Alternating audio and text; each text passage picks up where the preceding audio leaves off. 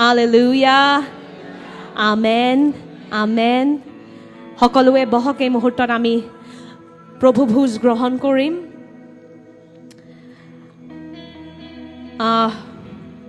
বহুত মণ্ডলীত বাপ্তিস্ম নললে প্ৰভু ভোজ খাবলৈ নিদিয়ে কিন্তু আমি বিশ্বাস কৰোঁ যে যোনে পৰিত্ৰাণ পাইছে তেওঁলোকে প্ৰভু ভোজ খাবলৈ যোগ্য আমেন ৰোমিয়া 10 অধ্যায় 9 পদত লিখা আছে যোনেও নিজৰ হৃদয়ত বিশ্বাস কৰে যে যীশুৰ পুনৰুত্থান হৈছিল আৰু মুখেৰে ঘোষণা কৰে যে যীশু ঈশ্বৰ হয় তেওঁলোকে পৰিত্ৰাণ পাইছে আমেন পানীৰ বাপ্তিস্ম লৈ আমি পৰিত্ৰাণ নাপাওঁ আমি পৰিত্ৰাণ পোৱাৰ বাবেহে পানীত বাপ্তিস্ম লওঁ এটা চিনৰ ৰূপত আমেন যদি আপুনি নতুনকে যীশু খ্ৰীষ্ট গ্ৰহণ কৰিছে এতিয়ালৈকে আপুনি বহুত বস্তু বুজি আছে কিন্তু আপুনি বিশ্বাস কৰে যে মই যীশুক ঈশ্বৰ হয় যীশুৰ পুনৰুত্থান হৈছে মই আপোনাক ক'বলৈ বিচাৰোঁ যে আপুনি পৰিত্ৰাণ পালে কাৰণ বাক্যৰ মতে হৃদয়ত বিশ্বাস কৰিলে আৰু মুখেৰে ঘোষণা কৰিলে আমি পৰিত্ৰাণ পাইছোঁ আমি নতুন সৃষ্টি হয় আমেন সেইবাবে আপুনি প্ৰভু ভোজ গ্ৰহণ কৰিব পাৰে কিন্তু ইয়াৰ মানে এয়া নহয় যে আমি কওঁ যে বাপ্তিস্ম মূল্যৱান নহয় বাপ্তিস্ম যীশুৱেও লৈছিল আৰু যদি আপুনি সঁচাকৈ নিজৰ জীৱনটো যীশুৰ হাতত সমৰ্পণ কৰিছে বাপ্তিস্ম লোৱাটো কেৱল এটা চিন হয় যোনটো ল'বলৈ আমি ইমান ভয় কৰিবলৈ নালাগে কিন্তু যদি আপুনি প্ৰাৰ্থনা কৰি আছে নিজকে সাজু কৰি আছে আমি কেতিয়াও জোৰ নিদিওঁ কাৰণ আমাৰ ঈশ্বৰে জোৰ নিদিয়ে আমেন কিন্তু বাপ্তিস্ম লৈ পৰিত্ৰাণ নাপায় আমেন বাপ্তিস্ম লৈ খ্ৰীষ্টিয়ান নহয় যীশু গ্ৰহণ কৰিলেহে খ্ৰীষ্টিয়ান হয় হৃদয়ত সলনি হ'লেহে খ্ৰীষ্টিয়ান হয় পানীত ডুবালে নিজকে আপুনি খ্ৰীষ্টিয়ান হৈ গ'ল বুলি বহুত মানুহে ভাবে সেইটো ভুল ধাৰণা ৰোমিয়া 10 অধ্যায় 9 পদৰ মতে হৃদয়ত বিশ্বাস কৰক মুখেৰে ঘোষণা কৰক তেতিয়াহে পৰিত্ৰাণ পাইছে আমেন আৰু যদি আপুনি সেইটো কৰিছে হৃদয়ত বিশ্বাস কৰিছে মুখেৰে ঘোষণা কৰিছে পৰিত্ৰাণ পালে আমেন এইবাবে আপুনি প্ৰভু ভোজ ল'বলৈ যোগ্য আমেন আৰু বাপ্তিস্মৰ কথা আপুনি যদি জানিব বিচাৰে আমাৰ লগত পাছত কথা পাতিব পাৰে কিন্তু যদি এতিয়াও আপুনি ভাবি আছে যীশু ঈশ্বৰ নহয়ে চাগে তেতিয়া সময় লওক কাৰণ তেতিয়া প্ৰভু ভোজ লোৱাটো একো মানেই নাই যদি আপুনি ভাবিছে এনেই আহিছোঁ আজি মই ফূৰ্তি কৰিবলৈ যীশু ঈশ্বৰে নহয় তেতিয়া মই অনুগ্ৰহ কৰোঁ যে এই পবিত্ৰ প্ৰভু ভোজটো আমি অপমান নকৰোঁ আৰু তেতিয়া আপুনি গ্ৰহণ নকৰিলেও সন্মানেৰে আপুনি অস্বীকাৰ কৰি দিব পাৰে একো নাই আমি কাকো জোৰ নিদিওঁ কিন্তু যোনে যোনে যীশুক হৃদয়ত গ্ৰহণ কৰিছে আহক আমি মনত কৰোঁ এই বলিদানটো কিন্তু এই বলিদানটো সেই লোকসকলৰ কাৰণেও হয় যোনে যীশুক অস্বীকাৰ কৰে দেই যীশুৱে চবৰে কাৰণে নিজৰ প্ৰাণৰ বলিদান দিছিলে আমেন এইবাবে আমি আহক নিজকে মনত পেলাওঁ এই মুহূৰ্তত যে যীশু খ্ৰীষ্টই আমাৰ পাপৰ দণ্ড নিজৰ শৰীৰত লৈছিলে তেওঁৰ তেজৰ দ্বাৰা আমি নিজৰ সকলো পাপৰ পৰা ক্ষমা গ্ৰহণ কৰিছোঁ আৰু তেওঁৰ শৰীৰৰ সেই কোপবোৰৰ দ্বাৰা আমাৰ শৰীৰটোৱে সুস্থতা গ্ৰহণ কৰিছে প্ৰভু যীশু আমি তোমাক ধন্যবাদ দিওঁ সেই বলিদানটোৰ বাবে আজি আমি নিজৰ ক্ষমা আৰু নিজৰ সুস্থতাত খোজকাঢ়োঁ প্ৰভু যীশু পুনৰবাৰ যদি আজি কোনোবাই শাৰীৰিক ৰূপেও ৰোগ এটা লৈ আহিছে আজি নিজৰ সুস্থতাটো গ্ৰহণ কৰক সেই বেমাৰটোক সন্মান নিদিব মনত পেলাওক নিজকে যে যীশুৱে মোৰ এস্থমা যীশুৱে মোৰ কেঞ্চাৰ যীশুৱে মোৰ থাইৰয়ডৰ বেমাৰ মোৰ গাৰ বিষ মোৰ ছালৰ বেমাৰ সকলো বস্তু যীশুৱে নিজৰ শৰীৰত ল'লে জগতৰ চব বেমাৰ সেইবোৰ বেমাৰ যাৰ এতিয়ালৈকে চিকিৎসকবোৰে নামো ওলাব পৰা নাই সেইবোৰ বেমাৰো যীশু খ্ৰীষ্টই নিজৰ শৰীৰত লৈ ল'লে যাতে আমি আজি সুস্থতাত খোজকাঢ়িব পাৰোঁ আমেন এই মুহূৰ্তত নিজকে মনত পেলাওক আৰু যীশু খ্ৰীষ্টৰ সুস্থতাটো গ্ৰহণ কৰক hallelujah hallelujah thank you Jesus ধন্যবাদ যীশু এই মুহূৰ্তত আহক আমি আমাৰ ঘোষণা কৰোঁ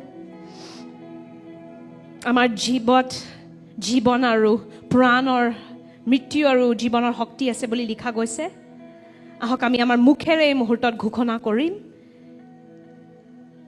যীশু খ্ৰীষ্টৰ প্ৰভু ভোজে আমাৰ কাৰণে কি আশীৰ্বাদ দিছে আহক আমি ঘোষণা কৰিম আপুনি স্ক্ৰীণত দেখা পাইছে সকলোৱে নিজৰ মুখখন খুলি বিশ্বাসত ঘোষণা কৰক 1 2 3 ধন্যবাদ যীশু তোমাৰ বহুমূল্য তেজ আৰু তোমাৰ ভঙা শৰীৰৰ বাবে মই জানো যে তোমাৰ তেজে মোক মোৰ সকলো পাপৰ পৰা শুচি কৰিলে আৰু মই এতিয়া ঈশ্বৰৰ দৃষ্টিত ধাৰ্মিক যীশুৰ শৰীৰৰ ঘাঁৰ বাবে মোৰ ঐশ্বৰিক স্বাস্থ্য আছে আৰু তেওঁৰ হাস্যৰ দ্বাৰা মই সুস্থ হৈছোঁ যীশুৰ বলিদানে মোক ধাৰ্মিক কৰি তুলিছে, শুদ্ধ কৰিছে আৰু মোক সুস্থ কৰিছে। মই মৃত্যুৰ পৰা জীৱনলৈ পাৰ হৈছোঁ। মই যীশুৰ, মই ঈশ্বৰৰ সন্তান। Hallelujah, hallelujah. ধন্যবাদ যীশু খ্ৰীষ্ট। এই মুহূৰ্তত নিজৰ হৃদয়তে যীশুক ধন্যবাদ দিয়ক, নিজৰ ধৰণত, নিজৰ শব্দত যীশু খ্ৰীষ্টক ধন্যবাদ দিয়ক। এই মুহূৰ্তত যীশু ধন্যবাদ, মোৰ বাবে ভাবাৰ কাৰণে যীশু ধন্যবাদ। মই যেতিয়া তোমাক একো দিব পৰাও নাছিলোঁ, আজিও মই তোমাক একো দিব নোৱাৰোঁ যোনটো তোমাৰ প্ৰেমৰ যোগ্য হয়। কিন্তু যেতিয়া মই পাপত ডুবি আছিলোঁ, তেতিয়াই তুমি যীশু মোৰ বাবে ক্ৰুচত বলিদান হৈ গ'লা। যীশু বহুত ধন্যবাদ যে আজি তোমাৰ কাৰণে মই এটা নতুন জীৱন গ্ৰহণ কৰিছোঁ। মই নতুন সৃষ্টি আৰু ঈশ্বৰৰ পৰিয়ালৰ সদস্য। এই নতুন পৰিচয়টোৰ বাবে যীশু বহুত বহুত ধন্যবাদ। হালেলুয়া, হালেলুয়া, আমেন, আমেন। এই মুহূৰ্তত আপোনালোকে প্ৰভু ভোজ গ্ৰহণ কৰিব পাৰে। মনত কৰিব, ৰুটিটো এটা চিন হয় যীশু খ্ৰীষ্টৰ শৰীৰৰ, যোনটো ভাঙা গৈছিল আমাৰ সুস্থতাৰ কাৰণে। আৰু এই ৰসটো যোনটো আপুনি গ্ৰহণ কৰিছে, এইটো আঙুৰৰ ৰস হয়। এইটো এটা চিন হয় আমাৰ ত্ৰাণকৰ্তাৰ তেজৰ, যোনটো আমাৰ পাপবোৰ মোহাৰিবৰ কাৰণে যীশুৱে বাকিছিলে ক্ৰুচত। হালেলুয়া। প্ৰাৰ্থনা কৰি আপুনি গ্ৰহণ কৰিব পাৰে। ধন্যবাদ যীশু, ধন্যবাদ যীশু। তোমাৰ শৰীৰৰ দ্বাৰা মই সুস্থ, মই সুস্থ। থেংক ইউ জিজাছ, ধন্যবাদ যীশু। Thank you, Jesus. Thank you, Jesus. Thank you, Jesus. Thank you, Lord. যীশু, তোমাৰ তেজৰ বাবে ধন্যবাদ, যোনটো মোৰ পাপৰ সমাৰ কাৰণে তুমি বাকি দিছিলা। ধন্যবাদ যীশু।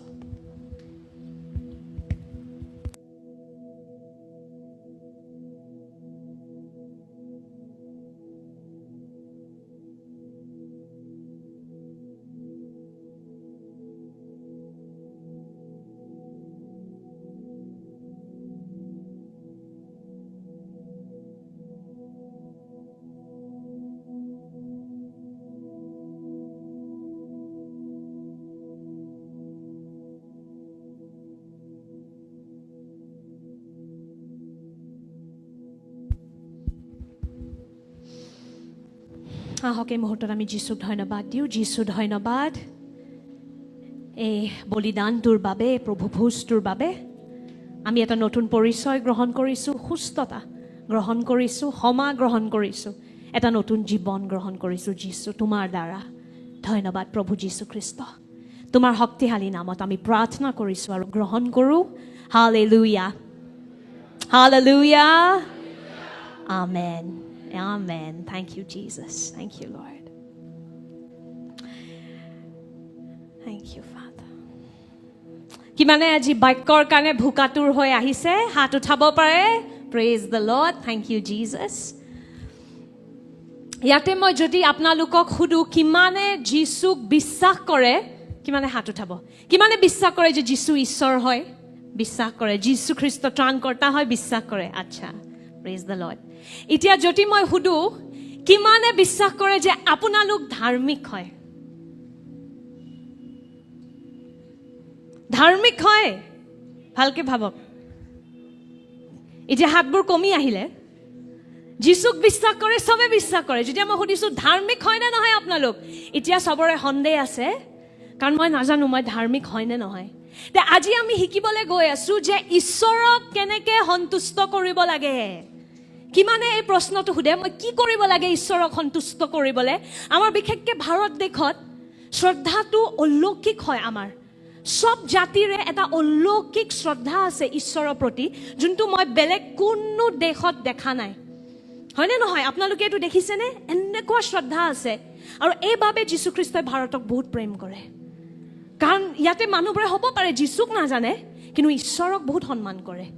আৰু সবে এইটো প্ৰশ্ন সুধি থাকে যে ঈশ্বৰক কেনেকে সন্তুষ্ট কৰিব লাগে, কি কৰিব লাগে মই যাতে ঈশ্বৰে সন্তুষ্ট হওক। তে আজি আমি সেইটোৰ বিষয়ে শিকিবলৈ গৈ আছো। আমেন, আমেন, আমেন কৈ থাকিব লাগিব টাইম টু টাইম, নহ'লে মই শিক্ষাটো বন্ধ কৰি দিম। তাতে নাই, জব কৰি আছো দেই।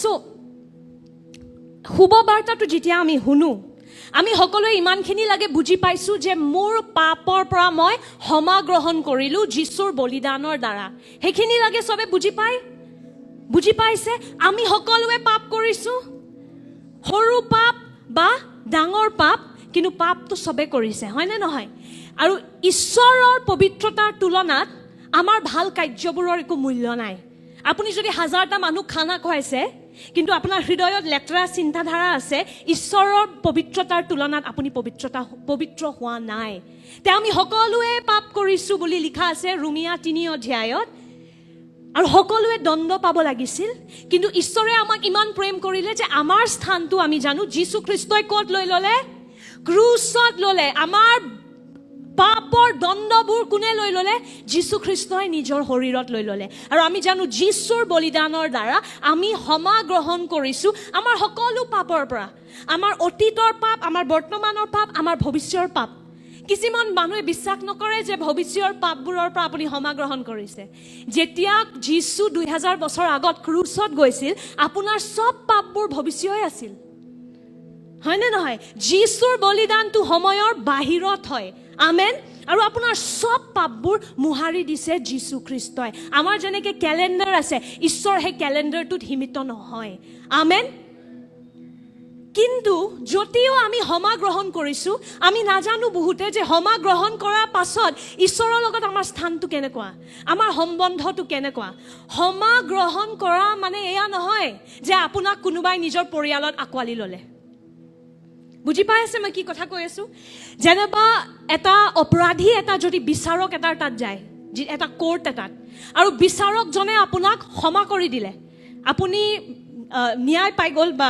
ঠিক আছে বিচাৰকজনে ক'লে ঠিক আছে আপোনাৰ অপৰাধবোৰৰ পৰা আপোনাক ক্ষমা কৰিছো কিন্তু ৰাস্তাত যেতিয়া হে বিচাৰকজনে আপোনাক দেখা পাব সদায় হেতু মনত কৰিব তুমি হে অপৰাধীটো হয় ন যোনটো মই কোৰ্টত লগ পাইছিলো 2015ত সদায় সম্বন্ধটো কি হৈ থাকি যায় বিচাৰক আৰু অপৰাধী কিন্তু এটো নহয় যে আপোনাক ক্ষমা কৰি দিয়া লগে লগে বিচাৰকজনে আপোনাক বাচ্চা বনাই ল'লে যে আজিৰ পৰা তুমি মোৰ ঘৰত থাকা আজিৰ পৰা মোৰ ধন সম্পত্তি সব তোমাৰ হেতু নহয় ক্ষমা গ্ৰহণ কৰা মানে এটো নহয় যে আপোনাক লগে লগে কোনোবাই আকোৱালি ল'লে কিন্তু শুভবাৰ্তাটো ঈশ্বৰৰ শুভবাৰ্তাটো বহুত বেলেগ আমেন ইয়াতে আমি কেৱল পাপৰ পৰা ক্ষমা গ্ৰহণ নকৰো আমি ঈশ্বৰৰ পৰিয়ালত এটা স্থান পাই যাওঁ আমেন এটো নহয় যে ঈশ্বৰে যেতিয়া আপোনাক দেখিব এতিয়া তেওঁ ক'ব পিয়া তুমি হে অপৰাধীজনী হয় যাক মই ক্ষমা কৰিলো কিন্তু অপৰাধীয়ে আছা নহয় বাক্যত 2 কৰিন্থিয়া 5 অধ্যায়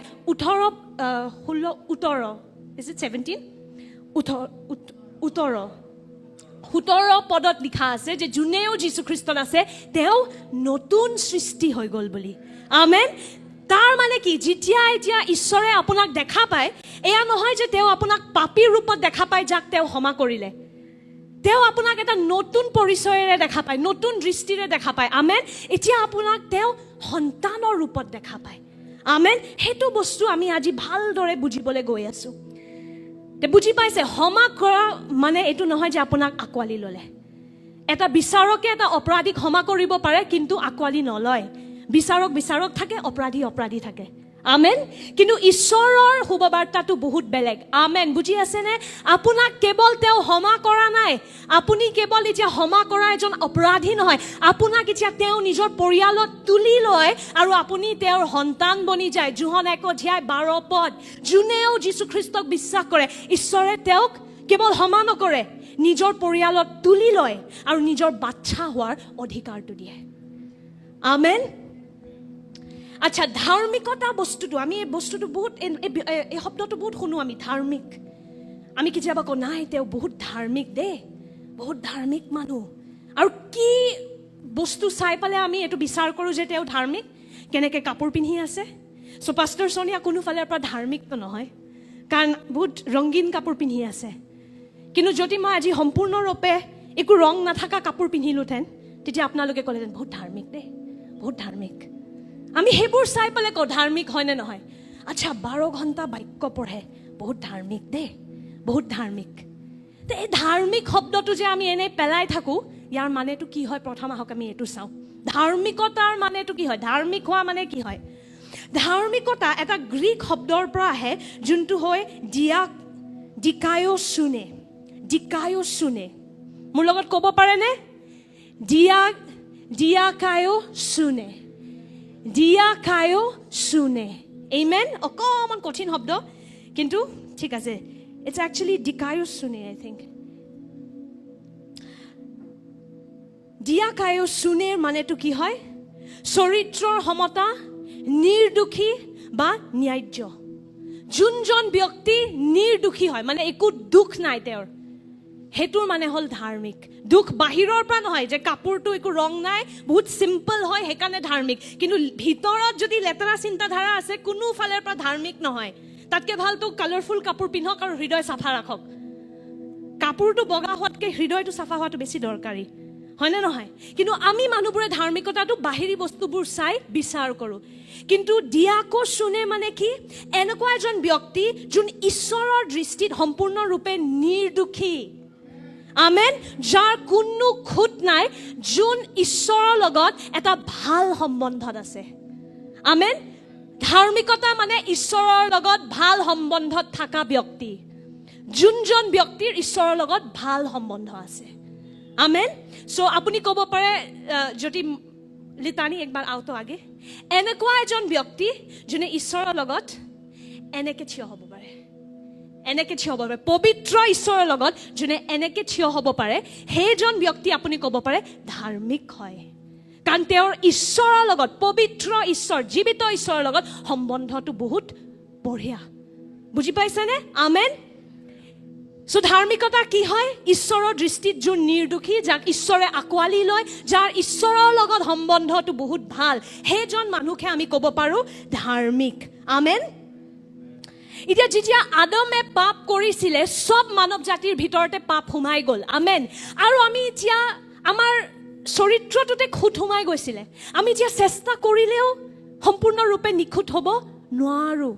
সেইকাৰণে আপুনি পুৰণা নিয়মত চাব, মুছাক কি দিয়া গৈছিল? 10টা আইন। সেই আইনবোৰ কি হয়? এয়া নকৰিবি, সেয়া নকৰিবি, এইটো নাপায়, সেইটো নাপায়, সেইটো মুছাক দিয়া গৈছিল। আৰু এনেকুৱা কোনো ব্যক্তি নাই যোনে সেই আইনবোৰৰ পালন কৰিব পাৰিছিল। মুছাই নিজেও সেই আইনবোৰৰ পালন কৰিব পৰা নাছিলে। চ' আইনবোৰৰ দ্বাৰা কোনো মানুহ ধাৰ্মিকতা গৈ নাপায়। সেইটো ক'ত লিখা আছে? ৰোমিয়া 3:20। আহক আমি পঢ়িম। কিয়নো বিধানৰ কৰ্মৰ দ্বাৰাই, আহক আমি একেলগে ঘোষণা কৰিম দেই বাক্যবোৰ, যেতিয়া আপুনি নিজৰ মাতত শুনে আৰু ভাল লাগিব। 1, 2, 3। কিয়নো বিধানৰ কৰ্মৰ দ্বাৰাই কোনো মানুহ তেওঁৰ আগত ধাৰ্মিক বুলি প্ৰমাণিত নহ'ব, কাৰণ বিধানৰ দ্বাৰাই পাপৰ বিষয়ে জ্ঞান জন্মে। আমেন।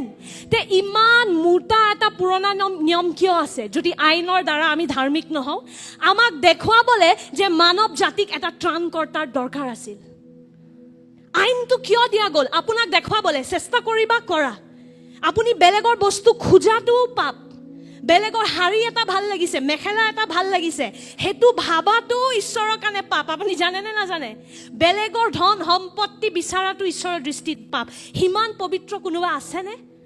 আপুনি যিমানে চিম্পল দেখাওক বাহিৰৰ পৰা, যে আপুনি বহুত চিম্পল আৰু একো নাই, ধন সম্পত্তিৰ প্ৰতি একো আপোনাৰ প্ৰলোভন নাই, যিমানে এইবোৰ নাটক কৰে, ভিতৰত আমি জানো কিন্তু আমাৰ হৃদয়ত চিন্তাধাৰা আহে। আৰু ঈশ্বৰে কিন্তু কেৱল বাহিৰৰ কৰ্মবোৰ নাচায়, ভিতৰৰ চিন্তাধাৰাবোৰৰো বিচাৰ কৰে। এইটো ক'লে নহ'ব যে নাই মই বহুত গৰীব মানুহ খানা খুৱাই দিওঁ, শনিবাৰে মই খানা খুৱাই দিওঁ নহয় গৰীব মানুহ, মই দান দিওঁ, মই মোৰ ঠিক আছে ঈশ্বৰৰ লগত। কোন হয় এজন ঈশ্বৰ? আপুনি নিজৰ ৰূপত সৃষ্টি কৰা এজন ঈশ্বৰ হয়। এজন আচল ঈশ্বৰ আপুনি ইয়াতে চাব লাগিব। ঈশ্বৰৰ বাক্যৰ মতে ঠিক হৈ আছে নে নাই, হয়নে নহয়? তে ঈশ্বৰৰ বাক্যত ৰোমিয়া 3 লিখা আছে, কৰ্মৰ দ্বাৰা বা আইনৰ বিধানৰ দ্বাৰা কোনো মানুহ ধাৰ্মিক হ'ব নোৱাৰে। কিয়? কাৰণ আমাৰ চৰিত্ৰতে খুঁত সোমাই গ'ল। যিমানে আইন দিওঁ আমি, সিমানে আইন আপুনি ভাঙিব বিচাৰিব, কাৰণ সেইটো আমাৰ চৰিত্ৰতে সোমাই গ'ল। তে আইনটো কিয় দিয়া গ'ল? আমাক দেখুৱাবলে যে আমাক এজন ত্ৰাণকৰ্তাৰ দৰকাৰ। যীশুখ্ৰীষ্ট এনেই অহা নাই কাৰণ স্বৰ্গত কাম নাছিল একো। আমাৰ দৰকাৰ আছিল এজন ত্ৰাণকৰ্তাৰ। আমেন। আৰু সেইটো আমাক পুৰণা নিয়মে দেখায়। সেই গোটেই আইনবোৰ যোনটো মুছাই লিখিছিল, দেখাবলৈ আছিল যে আপুনি এইটো পালন কৰিব নোৱাৰে, আপোনাক ত্ৰাণকৰ্তাৰ সহায় লাগিবই। আমেন। জানিব বিচাৰিছে এই ঈশ্বৰজনৰ পবিত্ৰতাৰ ষ্টেণ্ডাৰ্ড কি হয়। আজিকালি মোৰ এইটো বস্তু বহুত ইৰিটেটিং লাগে, দিগদাৰী লাগে যে মানুহবোৰে ঈশ্বৰ শব্দটো এনে ব্যৱহাৰ কৰে। না, ঈশ্বৰৰ লগত মোৰ ফিটিং আছে, ঈশ্বৰ মোৰ বেষ্ট ফ্ৰেণ্ড হয়, কিন্তু সেই মানুহজনৰ জীৱনত ঈশ্বৰৰ এইটো নাই। কোন হয় এজন ঈশ্বৰ যাক আমি মোৰ ফ্ৰেণ্ড হয় বুলি আমি কৈ ফুৰোঁ? ঈশ্বৰৰ ষ্টেণ্ডাৰ্ড কি হয় আপুনি জানেনে নাই? খালি গৰীব মানুহ খানা খুৱাই দিলে যে আপুনি ঈশ্বৰৰ দৃষ্টিত বহুত পবিত্ৰ হৈ গ'ল? নাই। ঈশ্বৰৰ ষ্টেণ্ডাৰ্ডটো যদি জানিব আছে, মঠি 5 অধ্যায়ত চাওক যীশুখ্ৰীষ্টই আমাক প্ৰকাশিত কৰে। আহক আমি চাম। যীশুৱে কয় মঠি 5 অধ্যায় 21 আৰু 22 পদত, তোমালোকে শুনিছা। আহক আমি পঢ়িম। ক'ত শুনিছা? পুৰণা নিয়ম। যীশুৱে কৈছে তোমালোকে শুনিছা। ক'ত শুনিছিলা? পুৰণা নিয়মত, মুছাৰ আইনত। তোমালোকে শুনিছা পূৰ্বকালৰ লোকসকলৰ আগত ইয়াকো কোৱা হৈছিল যে তুমি নৰবধ নকৰিবা, আৰু যিকোনোৱে নৰবধ কৰে সেই সুদ বিচাৰত দণ্ডৰ পাত্ৰ হ'ব। কিন্তু মই তোমালোকক কওঁ, যিকোনোৱে তেওঁৰ ভায়েকৰ ওপৰত খং কৰে তেওঁ সুদ বিচাৰত দণ্ডৰ পাত্ৰ হ'ব, আৰু যিকোনোৱে তেওঁৰ ভায়েকক তুমিও পদাৰ্থ এইদৰে কয় তেওঁ মহাসভাত দণ্ডৰ পাত্ৰ হ'ব, আৰু যিকোনোৱে নিজ ভায়েকক তুমি অবাধ্য বুলি কয় তেওঁ অগ্নিময় নৰকৰ দণ্ডৰ পাত্ৰ হ'ব। ইংৰাজীত লিখা আছে যোনেও ইডিয়েট বুলি কৈ দিয়ে, ইডিয়েট, তেতিয়া আপুনি নৰকত যাব। গাড়ী চলোৱাৰ সময়ত ইডিয়েট ভাষাটো কিমান মানুহৰ মুখৰ পৰা ওলায়। যদিও আপুনি মণ্ডলীত হালেলুয়া হালেলুয়া কৈ থাকে, গাড়ী বা স্কুটি চলালে মানুহৰ বেলেগ এটা ৰং ওলাই আহে, হয়নে নহয়? বিশেষকৈ আমাৰ চহৰত বেলেগ এটা অনুগ্ৰহ লাগে গাড়ী চলাবলৈ। সেইকাৰণে মই নচলাওঁ, কাৰণ মই নিবিচাৰোঁ যে এজন পাদ্ৰীৰ বেলেগ ৰূপ ওলাব লাগে। মই চবকে প্ৰেম কৰিবলৈ বিচাৰোঁ। আমি যদি ঈশ্বৰ ইমানে পবিত্ৰ, আমাৰ মুখৰ পৰা যদি এটা খঙৰ শব্দ ওলাই যায়, এই অবুজ, সেই অবুজ মানে বাছ আউট, অপবিত্ৰ কৰ্ম কৰিলা, নৰকৰ কাৰণে ৰেডি হৈ যোৱা। ভাবক ঈশ্বৰৰ ষ্টেণ্ডাৰ্ড ইমান ওপৰত। আৰু এটা ভয় খোৱাৰ বাক্য এটা আছে, অকণমান ভয় খুৱাই লওঁ আগতে, তেতিয়া শুভবাৰ্তাটো বেছি মূল্যৱান লাগিব আপোনালোকক। অকণ ভয় খুৱাই দিব লাগে। আৰম্ভণিৰ পৰা ভালখিনি কৈ থাকিলে আপুনি ক'ব আছেই যীশু। কিহৰ পৰা বচাইছে ন আমাক, সেইটো প্ৰথম আমি জানিব লাগে, তেতিয়া যীশুৰ মূল্যটো বুজি পাব, হয়নে নহয়? আহক আমি মঠি 5 যদি যাওঁ, 27 আৰু 28 পদ তাতে লিখা আছে, তোমালোকে এই বুলি কোৱা শুনিছা, ব্যভিচাৰ নকৰিবা। কিন্তু মই তোমালোকক কওঁ, যিকোনোৱে মহিলাৰ ফালে কাম ভাবে চাই সেই তেতিয়া মনতে তাইৰ সৈতে ব্যভিচাৰ কৰিলে চেছ। তাতে ডিছকুৱালিফাই হৈ গৈছে জগতৰ পুৰুষ। ইয়াতে কি লিখা আছে? কিছুমান পুৰুষে ভাবে নাই মই বহুত ভাল স্বামী, লাইফত মই একো এফেয়াৰ কৰা নাই, মই একো ব্যভিচাৰ কৰা নাই, মই একদম মোৰ অৰ্ধাংগিনীকে বিয়া পাতিছোঁ, এজনীয়ে অৰ্ধাংগিনী আছে মোৰ। কিন্তু মোবাইলত যদি এজনী এক্ট্ৰেছৰ ভিডিঅ' দেখিও ধুনীয়া আছে দেই তাই, সেই ভাৱটো যদি আহিলে ঈশ্বৰে সেইটো দেখি ল'লে চেছ। তাতে ব্যভিচাৰ কৰি ল'লে বুলি লিখা আছে। ভাবিবও পাৰেনে? আজিকালি মানুহবোৰে চিনেমা নহয়, আজিকালি টিভিত ইণ্টাৰভিউ দিলে মানুহবোৰে বঢ়িয়াকৈ কয় পৰ্ণগ্ৰাফি একো নাই, এইটো চবে ল'ৰাটো ল'ৰাই হ'ব, চবে চাবই। যীশুৰ ষ্টেণ্ডাৰ্ডত, কিন্তু ঈশ্বৰৰ ষ্টেণ্ডাৰ্ডত আপুনি যদি স্বামী হয় আৰু পৰ্ণগ্ৰাফি চাই আছে, সেইটো কিন্তু আপুনি ব্যভিচাৰ কৰি আছে। পৰ্ণগ্ৰাফি বুজি পায় নহয়, লেতেৰা চিনেমাবোৰ যে, যদি নাজানে জয় যীশু, বহুত বঢ়িয়া কথা। কিন্তু এইবোৰৰ কথা আমি নাপাতিলে শয়তানে পাতে। আৰু বাচ্ছাবোৰক শিকাই যে চা, মই সৰু বাচ্ছা দেখিছোঁ 6-7 বছৰৰ ব্লু ফিল্ম চোৱা মোবাইলত, আৰু ভাবে যে চায়ে ল'ৰাইতো চায়ে, ল'ৰাটো ল'ৰাই হ'ব। যীশুখ্ৰীষ্ট পুৰুষৰ ৰূপতেই আহিছিলে জগতত, আৰু কৈছে যদি বেয়াকে ভাবিলা, কাম ভাবে মহিলাৰ প্ৰতি ভাবিলা, ব্যভিচাৰ কৰিলা। এনেকুৱা হয় আমাৰ ঈশ্বৰৰ পবিত্ৰতাৰ ষ্টেণ্ডাৰ্ড। কোনে পাৰিব এই পবিত্ৰতাৰ ষ্টেণ্ডাৰ্ডটোত উঠিবলৈ? কোনোবা আছেনে? কোনো নাই। কাৰণ আমাৰ চিন্তাধাৰাবোৰৰো বিচাৰ কৰা যায়। ঈশ্বৰে আমাৰ চিন্তাধাৰাবোৰো চাই, কি ভাবি আছা, কোনো বেলেগে দেখা নাপায়। বেলেগে ভাবি আছে ৱাও ইমান পবিত্ৰ, বাহিৰৰ পৰা ইমান সহায় কৰি আছে, ভিতৰত যদি লেতেৰা ভাৱ আহি আছে, ঈশ্বৰে সেইবোৰ চব দেখা পায়। ঈশ্বৰৰ পবিত্ৰতাৰ ষ্টেণ্ডাৰ্ডত আমি নিজৰ ক্ষমতাত গৈ কেতিয়াও নাপাওঁ। আমেন। সেইকাৰণে আমি ধাৰ্মিক নিজৰ কৰ্মৰ দ্বাৰা কেতিয়াও হ'বই নোৱাৰো কাৰণ আমাৰ চিন্তাধাৰাবোৰ কৰ্মও যদি ভাল হয় কিন্তু ভাল কৰ্ম কৰা উদ্দেশ্য যদি ভুল সেই কৰ্মটো পাপ বনি গ'ল যদি গৰীবক খুৱাইছে মই আগতেও কওঁ ভিডিঅ' বনাবলৈ দেখাবলৈ সেই কৰ্মটো ভুল হৈ গ'ল তাতে একো পুৰস্কাৰ নাই একফালে গৰীবক খুৱাই আছে একফালে অৰ্ধাংগিনীক পিটি আছে হা একফালে কিবা ভাল কাম কৰি আছে গৰীবক আগেন খুৱাই আছে আমি গৰীবক খানা খোৱাটোৱে পবিত্ৰতাৰ চিন বুলি ভাবো কিন্তু বোলে টেবলত বহি পেলাই বেলেগ মানুহৰ ভুল বেয়া কথা পাতি আছে ঈশ্বৰে তাতে ডিসকোৱালিফাই কৰি দিয়ে তাতে আউট আপুনি ঈশ্বৰৰ ষ্টেণ্ডাৰ্ডত নোৱাৰে সো আমি নিজৰ ক্ষমতাৰ দ্বাৰা কেতিয়াও ধাৰ্মিক হ'ব নোৱাৰো ধাৰ্মিক মানে কি যোনজন মানুহ ঈশ্বৰৰ দৃষ্টিত নিৰ্দোষী যোনজন মানুহক ঈশ্বৰে আঁকোৱালি ল'ব পাৰে যাৰ ঈশ্বৰৰ লগত সম্বন্ধটো বঢ়িয়া হ'ব পাৰে সো নিজৰ ক্ষমতাত পাৰিম নে নোৱাৰিম কাৰণ আৰম্ভণিৰ পৰাই গোলমাল হৈ গ'ল তে ধাৰ্মিকতাটো আমি কেনেকৈ পাম যে ভাল খবৰ এটা শুনিব বিচাৰিছেনে শুনিলে বেয়া খবৰটো আমি সব ফেইল আপুনি পাদ্ৰী হওক আপুনি চুৰ হওক ডাকৈত হওক আমি সবে ফেইল কৰিলোঁ ধাৰ্মিকতাৰ টেষ্ট নাভাবিব যে মই পাদ্ৰী হোৱাৰ কাৰণে মই পবিত্ৰ আপুনি অপবিত্ৰ নহয় আমি সবে ফেইল কৰিলোঁ তে ঈশ্বৰে নিজৰ মৰমত এটা নতুন পথ এটা বনালে অনুগ্ৰহৰ পথ আমেন আমাৰ ঈশ্বৰ বিচাৰক হয় ন্যায়পৰায়ণতা বিচাৰক হয় কিন্তু মৰমীয়াল দেউতাও হয় ঈশ্বৰ দুটাই হয় বুজি পাইছে ন্যায়পৰায়ণতা বিচাৰক আৰু মৰমীয়াল দেউতা ঈশ্বৰৰ ভিতৰত দুটাই সোমাই আছে তে ঈশ্বৰে এটো ক'ব নোৱাৰে যে মই ডিকন নায়নক ইমান মৰম কৰোঁ পাপ কৰিছা একো নহয় বাদ দিয়া একো নহয় হেতু কৰি দিলে শেষ এজন ঈশ্বৰৰ সিংহাসনত আৰু বহিব নোৱাৰে কাৰণ তেওঁ নিখুঁত হয় আমেন কিন্তু তেওঁ মৰমো হয় তেওঁ প্ৰেমো হয় তে এই সমস্যাটোৰ উপায়টো ঈশ্বৰে কেনেকৈ ওলালে ক্ৰুচত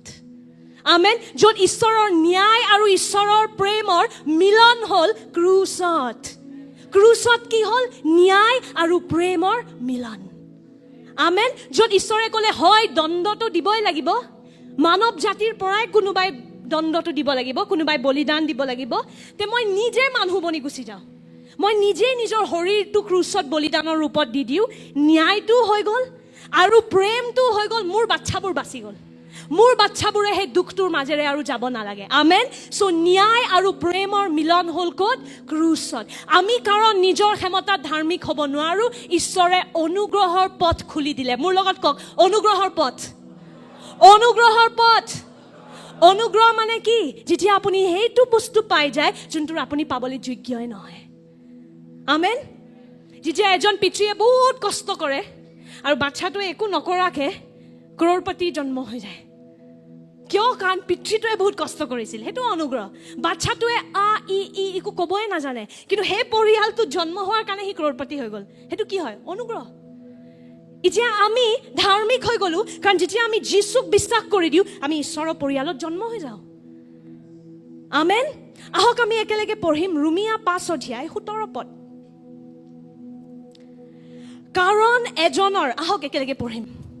কাৰণ এজনৰ অপৰাধত যদি এজনৰ দ্বাৰাই মৃত্যুৱে ৰাজত্ব পালে তেনেহ'লে যি সকলোৱে অনুগ্ৰহ আৰু ধাৰ্মিকতাৰ দানত উপচয় হয় তেওঁলোকে অধিক গুণে এজনৰ দ্বাৰাই জীৱনত ৰাজত্ব পাব সেইজন যীশুখ্ৰীষ্ট আমাৰ লগত এটা অন্যায় হৈ গ'ল আদমে পাপ কৰাৰ কাৰণে আমি সবে পাপী হৈ গ'লো তাৰ ভুল আছিল ন কিন্তু আমি তাৰ পৰা ওলোৱাৰ কাৰণে আমি সব এনে ফচি গ'লো কিন্তু ঈশ্বৰ ন্যায়পৰায়ণতা হয় আমেন ঈশ্বৰ ভাল বিচাৰক হয় সেইকাৰণে ঈশ্বৰে এটা নতুন উপায় ওলালে যে যীশুৰ ধাৰ্মিকতাৰ দ্বাৰা এতিয়া আমি সব ধাৰ্মিক হৈ যাম আদমৰ পাপৰ দ্বাৰা সব পাপী হৈ গ'ল সেইটো অন্যায় আছিলে হয়নে নহয় অন্যায় আছিলে নে নাই তাপসীয়ে বেচেৰি একো কৰাই নাছিলে কিন্তু আদমৰ ভিতৰত থকাৰ কাৰণে তাইও পাপী হৈ গ'ল আৰু কাৰণ পাপীৰ ৰূপত জন্ম হ'ল পাপ কৰি থাকে আমি পাপ কৰোঁ কাৰণে পাপী নহওঁ পাপী হয় কাৰণে পাপ কৰোঁ বুজি পাই আছেনে মোৰ কথাটো পাপ কৰাৰ কাৰণে পাপী নহয় পাপীৰ ৰূপত জন্ম লোৱাৰ বাবে আমি পাপ কৰি আছিলোঁ আমেন কিন্তু ঈশ্বৰে এটা নতুন উপায় ওলালে এজনৰ কাৰণে যদি সকলো অধৰ্মী হৈ গ'ল বা পাপী বনি গ'ল এজনৰ কাৰণে সকলো ধৰ্মী হৈ যাব ধাৰ্মিক হৈ যাব আমেন আৰু সেইজন কোন হয় যীশুখ্ৰীষ্ট আৰু ইংৰাজী বাইবেলত লিখা আছে যে আমাক ধাৰ্মিকতাৰ উপহাৰ দিয়া গ'ল ধাৰ্মিকতাৰ কি দিয়া গ'ল উপহাৰ দিয়া গ'ল এই ৰাজ্যটো বহুত ধুনীয়া অনুগ্ৰহৰ ৰাজ্য হয় য'ত সব বস্তু উপহাৰ হয় আৰু উপহাৰটো পোৱা এটাই উপায় আছে, বিশ্বাস। একো বেলেগ কষ্ট কৰিব নালাগে, বিশ্বাস কৰক আৰু পাই যাওক। এইটো কাম কৰি আছে, কিমানে এইটো কৰিছে আৰু অনুভৱ কৰি আছে, বিশ্বাস কৰিছে, উপহাৰ গ্ৰহণ কৰিছে। হাত উঠাওকচোন, আৰে হাত উঠাওক নিৰ্ভয় হৈ পেলাই। আমেন। ভাবক, এই ৰাজ্যটো এনেকুৱা অলৌকিক ৰাজ্য হয় য'ত যি কষ্ট আমি কৰিব লাগিছিল ঈশ্বৰে কৰি দিলে। আৰু এতিয়া ঈশ্বৰে কৈ আছে, বেটা তুমি একো কৰিব নালাগে, মই যি কৰিলোঁ সেইটোত বিশ্বাস কৰি দিয়া, মই যি পাব লগা আছিল তুমি পাই যাবা। আমেন। এজনৰ দ্বাৰা আমি সকলোৱে পাপী হলো, আৰু এজনৰ ধাৰ্মিকতাৰ দ্বাৰা আমি সকলোৱে ধাৰ্মিকতাৰ উপহাৰ পাই গলো। মই দেখাব বিচাৰিছোঁ কি হ'ল। ইয়াতে আহক, নীলাঞ্জনা আও, নীলতানী ভি আও, ভালদৰে চাব হা। এই উদাহৰণবোৰ মই কিয় দেখাওঁ, মনত থাকি যায়। মনত থাকেনে? থাকি যায় নহয়? আচ্ছা, আহক। চ' নীলতানী ইউ ষ্টেণ্ড দেৰ। চ' নীলাঞ্জনাই যীশুখ্ৰীষ্টৰ স্থানত আছে, মই স্বৰ্গীয় পিতৃ দেই। ধাৰ্মিকতা মানে কি? সম্বন্ধটো যেতিয়া ভাল হয়, যেতিয়া এজন ব্যক্তিৰ সম্বন্ধ ঈশ্বৰৰ লগত ভাল হয়, সেই সম্বন্ধটোক আপুনি কি ক'ব পাৰে? ধাৰ্মিক, বা সেই মানুহজন ধাৰ্মিক। যীশুৰ সম্বন্ধ স্বৰ্গীয় পিতৃৰ লগত এনেকুৱা আছিল। সেইটো ক'ত লিখা আছে? যোহন 17 অধ্যায়ত যীশুৱে লিখিছিল, মই পিতৃত আছো, পিতৃ মোৰ ভিতৰত আছে। আমেন। পিতৃ আৰু মই এক। আমেন। চ' যীশু আৰু পিতৃ এনেকুৱাকে আছিলে, আমি তাতে আছিলো দূৰত। পাপে আমাৰ মাজত দূৰত্ব আনি দিলে। এইটো মানৱ জাতি। আমি যিমান চেষ্টা কৰোঁ ভাল কাম কৰিবলৈ, আমি তাতে লাগি ধৰোঁ। ট্ৰেডমিলৰ নিচিনা। ট্ৰেডমিল জানে নহয়? লাগে বহুত দৌৰি আছে, কিন্তু চালে একে জেগাতে আছো আমি।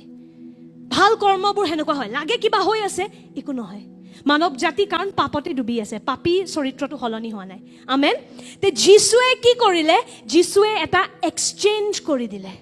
ধাৰ্মিকতাৰ স্থানত যীশু আছে, পাপীৰ স্থানত মানৱ জাতি আছে। যীশু খ্ৰীষ্টই নিজৰ প্ৰেমৰ দ্বাৰা কি ক'লে? মই পাপীৰ স্থানত গুচি যাম, মই পাপীৰ স্থানত গুচি যাম, লিতানী এতিয়া মোৰ জাগাত আহি যাব। আমেন। বুজি পাই আছেনে? এতিয়া কাৰণ যীশু খ্ৰীষ্টই পাপীৰ স্থানত গুচি গ'ল। এটা বস্তু দে, যীশুৰ কাৰণে যেতিয়া তালি বজায় ন, মনেৰে হাত চাপৰিব। মানুহৰ কাৰণে মাৰিলে আধা মনেৰে কৰিলেও একো নাই, যীশুৰ কাৰণে ভালদৰে কৰিব লাগিব। আমেন।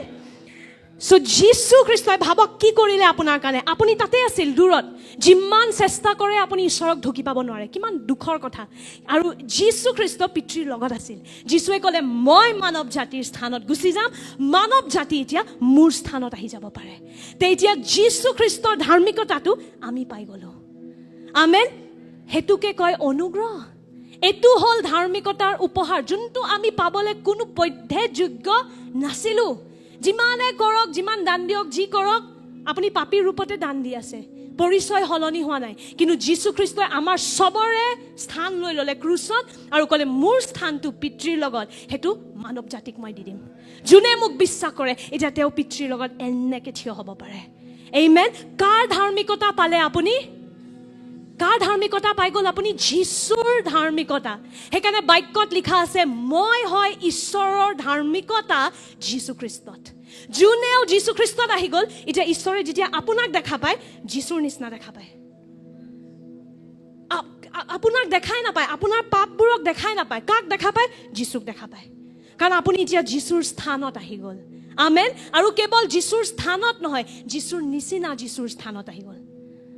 আপুনি যদি যীশুৰ স্থানত আহি যায়, আৰু পিতৃয়ে পাপী, পাপীয়ে হয়, কিন্তু যিয়ে আচ্ছা ঠিক আছে বাৰু, ভাল পাই লৈছোঁ তোক, কিন্তু পাপীটো পাপীয়ে আছ তই, সেনেকুৱা নহয়। এতিয়া আমি যীশুৰ নিচিনাকৈ ধাৰ্মিকতাৰ স্থানত আহি গ'লো। চ' এতিয়া যেতিয়া দেখা পায় আমাক বিশ্বাসীক, ঈশ্বৰে আৰে মোৰ বাচ্চা, মোৰ ল'ৰা ছোৱালী বুলি দেখা পায়। আমেন। কাৰণ যীশু খ্ৰীষ্টই আমাৰ পাপীৰ স্থানটো লৈ ল'লে, আমি তেওঁৰ ধাৰ্মিকতাৰ স্থানত এতিয়া থিয় হ'ব পাৰোঁ। আমেন। থেংক ইউ ভেৰি মাছ। কেনেকৈ? কেৱল বিশ্বাসৰ দ্বাৰা। এইবাবে লিখা আছে যে ধাৰ্মিকতা এটা উপহাৰ হয়। আমেন। আহক আমি একেলগে পঢ়িম ৰোমিয়া 3 অধ্যায় 23 আৰু 24 পদ। কাৰণ সকলোৱে পাপ কৰিলে আৰু ঈশ্বৰৰ মহিমাৰ পৰা বঞ্চিত হ'ল, কিন্তু খ্ৰীষ্ট যীশুত যি মুক্তি, তাৰ দ্বাৰাই ঈশ্বৰৰ অনুগ্ৰহত বিনামূল্য ধাৰ্মিক বুলি প্ৰমাণিত হ'ল। বিনামূল্য আপুনি ধাৰ্মিক হৈ গ'ল। ভাবিলে লাগে ইমান সহজ নেকি? সহজ নাছিলে। যীশুৰ কাৰণেতো একদম সহজ নাছিলে। আমি এনেকৈ অপমান কৰিব নালাগে। যেতিয়া মানুহবোৰে কয় খ্ৰীষ্টিয়ান ই সহজ, চব বস্তু বিশ্বাসৰ দ্বাৰা, ইমান সহজ হয় নেকি ঈশ্বৰক পাবলৈ? কি কি কৰিব লাগে? আমাৰ কাৰণে সহজ, কিন্তু আমাৰ ত্ৰাণকৰ্তাই নিজকে সেই ৰূপে ভাঙি দিলে যে যিচয়াই লিখিব লগা হ'ল যে তেওঁ যে মানুহ হয় সেইটো ধৰিব নোৱাৰে। এনেকুৱাকে যীশু খ্ৰীষ্টই নিজৰ শৰীৰত কষ্ট অনুভৱ কৰিলে। সহজটো নাছিলে, বহুত দামী হয়, বহুত দামী। কিন্তু ভাল খবৰটো কি, আমি দামটো দিব নালাগে, আমি মূল্য দিব নালাগে, তেওঁ দি দিলে আমাৰ জাগাত। আমেন। সো আপোনালোকে কেৱল ক্ষমা গ্ৰহণ কৰা নাই, আপোনালোক ধাৰ্মিক হৈ গ'ল এতিয়া যেতিয়া যীশু খ্ৰীষ্টক বিশ্বাস কৰে। আমেন, আমেন। ভাবক না, আপোনাক যেতিয়া ঈশ্বৰে দেখা পায়, এইটো দেখা নাপায় যে আপুনি বাইবেল পঢ়িলে নে নাই, আপুনি প্ৰাৰ্থনা কৰিলে নে নাই, কিমান ঘণ্টা বাইবেল পঢ়োতে শুই গ'ল, সেইবোৰ দেখা নাপায়। সেইবোৰ আমি নিজৰ কাৰণে কৰোঁ, ঈশ্বৰক সন্তুষ্ট কৰিব নকৰোঁ, নিজে ঈশ্বৰক বুজিবলৈ কৰোঁ। কিন্তু ঈশ্বৰে যেতিয়া আপোনাক দেখা পায়, যীশুক দেখা পায়। আপুনি যদি কালি বাইবেল নপঢ়িলে, আমি কি ভাবোঁ, আজিতো মোৰ প্ৰাৰ্থনা নেই শুনেগা, কিন্তু যোনদিনা বাইবেল পঢ়িলোঁ, আজি মোৰ প্ৰাৰ্থনা ফটাফট বঢ়িয়া হ'ব। সেইটো কি হয় জানে, অপমান। আপুনি যীশুক অপমান কৰি আছে। আপুনি ধাৰ্মিক নিজৰ বাইবেল পঢ়াৰ কাৰণে বা লঘোণ ৰখাৰ কাৰণে হোৱা নাই, একমাত্ৰ যীশু খ্ৰীষ্টত বিশ্বাস কৰাৰ কাৰণে হৈছে। আমেন। সো যদি আপুনি আজি বাইবেল নপঢ়িল, তথাপি আপুনি ধাৰ্মিক। কিয়? কাৰণ আপুনি যীশু খ্ৰীষ্টক বিশ্বাস কৰিছে। আমেন। বুজি পাই আছে? আমেন। ৰোমিয়া 3:22 ঈশ্বৰৰ সেই ধাৰ্মিকতা যীশু খ্ৰীষ্টত বিশ্বাস কৰাৰ দ্বাৰাই বিশ্বাস কৰা সকলোলৈ দিয়া হ'ল, কিয়নো ঈশ্বৰত কোনো প্ৰভেদ নাই। একো প্ৰভেদ নাই। কওকচোন, প্ৰভেদ নাই মানে কি? আপুনি আমেৰিকান হয়, অসমীয়া হয়, নাগা হয়, মিজো হয়, মাৰৱাৰী হয়, যীশুক যোনে বিশ্বাস কৰিলে তেওঁ ধাৰ্মিক হৈ গ'ল। আমেন। যদি যীশু খ্ৰীষ্টই আমাৰ ভাৰতৰ মানুহবোৰক প্ৰেম নকৰে, কেলেনো আমি যেতিয়া ভাৰতৰ নাগৰিকৰ ৰূপত তেওঁক মাতো, তেওঁ কিয় উত্তৰ দিয়ে? সেইটো বস্তু ভাবিছেনে নাই? চবে কয় এইটো আমাৰ নহয়, বিদেশী তেওঁ নহয়, কিন্তু আমি যেতিয়া মাতো তেওঁক কিয় উত্তৰ দিয়ে? দিব নালাগিছিলে, তুমি ইজৰাইলী নহয়, যা চিট চিট নয়ন চিট। কিয় আঁকোৱালি লয়? কাৰণ তেওঁ চবৰে ঈশ্বৰ হয়, চবকে প্ৰেম কৰে। আমেন। ইয়াতে কি লিখা আছে? ঈশ্বৰৰ তাত একো প্ৰভেদ নাই। যোনেও তেওঁৰ ওপৰত বিশ্বাস কৰে তেওঁ ধাৰ্মিক হয়। আমেন।